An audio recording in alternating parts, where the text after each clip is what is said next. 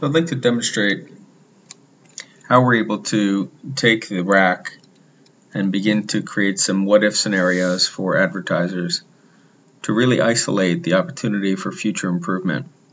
What you see here on my screen is the rack with both the cost and quality plotted against database norms. And along the right-hand side here, you see the individual quality performances and cost performances for an example rack performance. Here in the lower left-hand corner, you see the articulation of the valuation of that rack stretch. So here's a client example where the client is delivering better quality than their competitive panel by achieving a 102 quality score and delivering that inventory 4 points cheaper on a CPM basis relative to the Ebiquity database norms. So -4 on cost and +2 on quality. The stretch of that rack performance is an 11-point stretch the way we calculate it. So underneath the 102 you see a +7.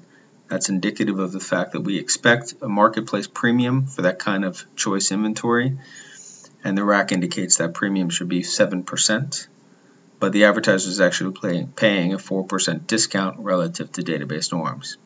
So that's an 11-point stretch on the rack. 7 points on the quality side, plus another 4 points on the cost side for an 11-point stretch in total. Down here you can see that we've applied that 11-point stretch to the amount of money we audited. So in this example, the client spent $35 million in media. An 11-point positive stretch has a stretch value of $3.8 million. And that's simply calculated by taking 11% of 35 million, which is 3.8 million. In the upper right-hand quadrant, you'll see the individual scores, and the interactive rack allows us to be able to interact with these individual performances to create some what-if scenarios. So remembering that 100 is average, let's look at what would have happened had we been able to improve on position and pod performance and bring that up to average. And let's say we're able to improve reach to an average degree as well. Now we've just made those two changes on the quality side only, and it's improved the stretch from an 11-point stretch to a 16-point stretch. And the value has gone from 3.8 million to 5.6 million, or an increase in nearly $1.8 million in media value.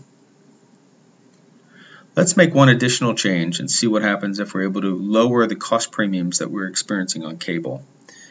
And if we're able to reduce those premiums, let's say we're able to cut that premium in half and bring it down to a 5-point premium. Well, now we've been able to increase the stretch even further, and now we're looking at a potential stretch of 17 points, which equates to $5.9 million of incremental value, or a $2.1 million improvement over the baseline stretch performance. So you can see in this example that this is just the beginning of an interesting dialogue with the agency around what to focus on and how to improve the performance next time for the greatest possible media value for the advertiser.